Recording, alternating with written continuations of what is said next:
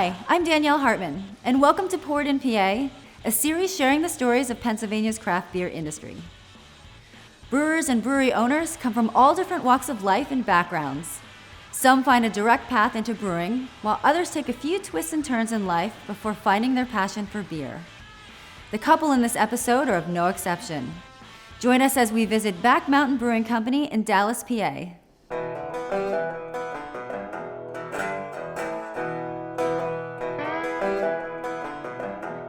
We had been together since '97, high school sweethearts. So 10th grade, that's where we met. We were getting ready to graduate, and I was kind of not on the straight and narrow. I was getting in trouble, and my dad talked to a recruiter and the chief of police after we got arrested at a high school party for underage drinking.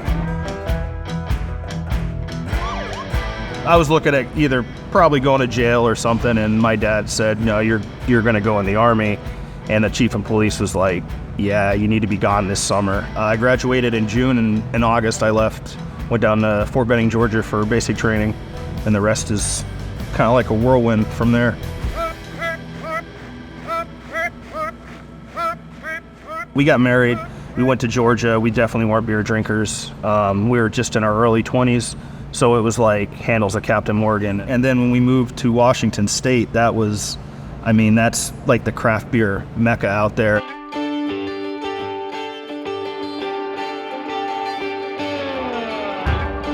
Whenever I was home and we had time, we were dragging our camper up and down the West Coast. And we specifically went to where there were breweries. We'd go out, we'd hike all day and then go to a brewery, sleep in the camper, get up and do the same thing. And it was like hiking and breweries, and that was pretty much what we did out there.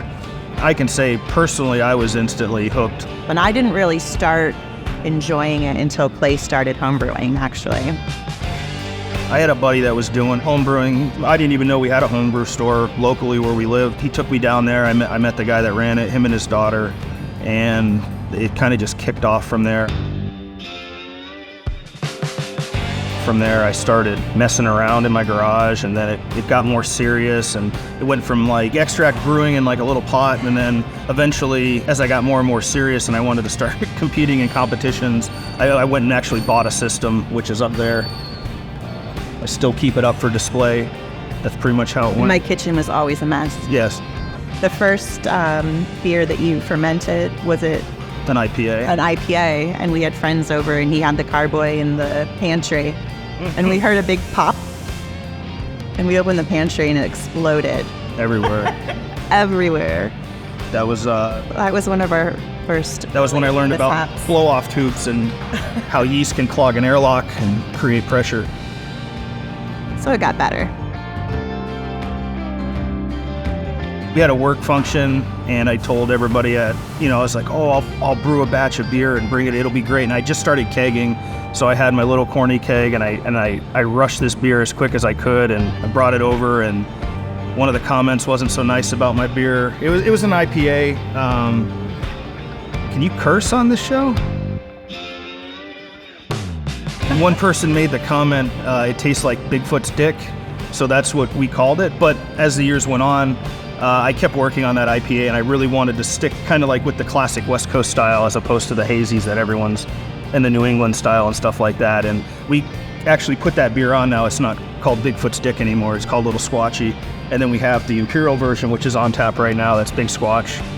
Just kind of like a little homage to that beer. And my buddies all get it when they see it. They're like, oh, I remember that. I remember that beer.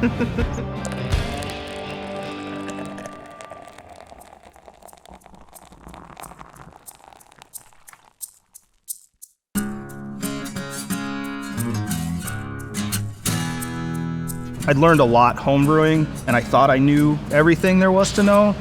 I didn't. So when I was getting ready to retire, there was a program starting up right in Olympia where we were living, and it was a 2-year program. It got me an internship out there at a local 5-barrel brewery, and then as I was getting ready to graduate the program, I got a job at a 10-barrel brewery as assistant brewer up there. That program, combined with working in those breweries and brewery tours, I made the decision I don't want to be a shift brewer. I want to be hands-on.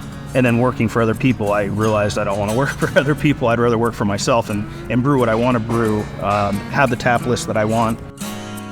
It wasn't until probably the second year of the program that we knew this is what we were going to do. We weren't sure whether we were going to stay in Washington or if we were going to move home. And when we came home on vacation, we realized, why aren't we here? If we love it here.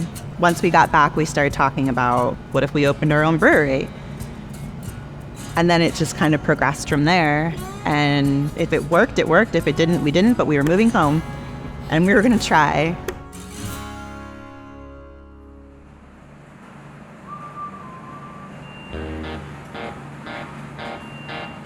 I ran into a brewery out west that he started on less than a barrel, and his beer was really good. And I always kept that in the back of my mind, like, if he could do it, I can do it. And then with our limited space in here as well, we decided to go with the 1 barrel. I mean, it's a blessing and a curse.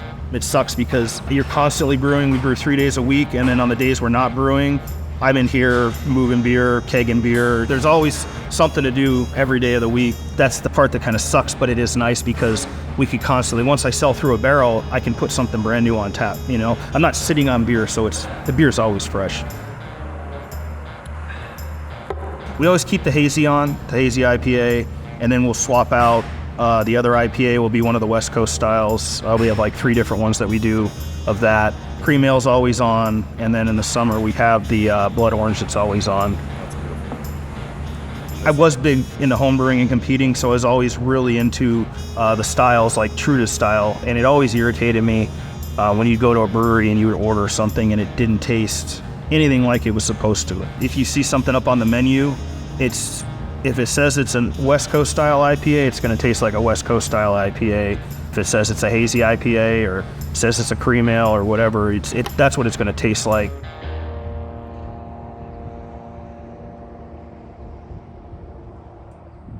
If you saw the pictures when we first opened, there was nothing. Like, we didn't have anything. I think I had my flag up and maybe like a couple of It was pretty bare. It was really when you bare. look back at the old pictures. And then a lot of people just started bringing stuff in, and we kind of liked the chaotic.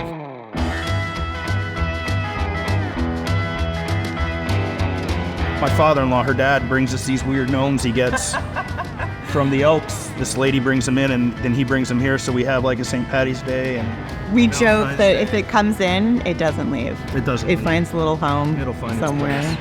And then our sticker wall, we wanted to start that. People bring stickers every weekend from breweries that they've been to. I mean, every little thing in here has a little story to it, which is kind of nice.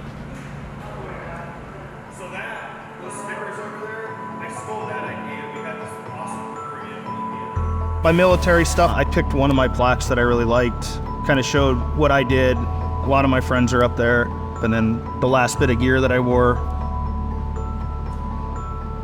I didn't realize how big the veteran community was here in the Back Mountain. It is a nice conversation starter because they'll see that and then they'll be like, oh, hey, I was a Marine, or I was a soldier, or I was an airman, you know what I mean? And then we get to talking, and we have a couple regulars that have come in.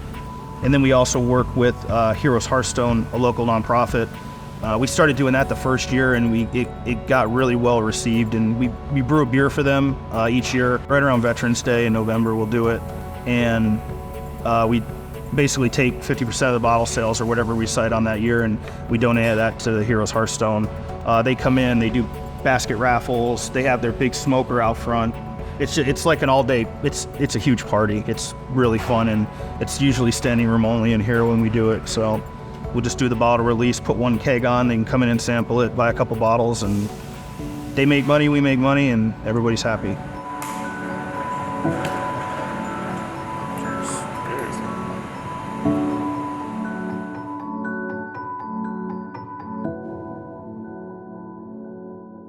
Thank you for joining us.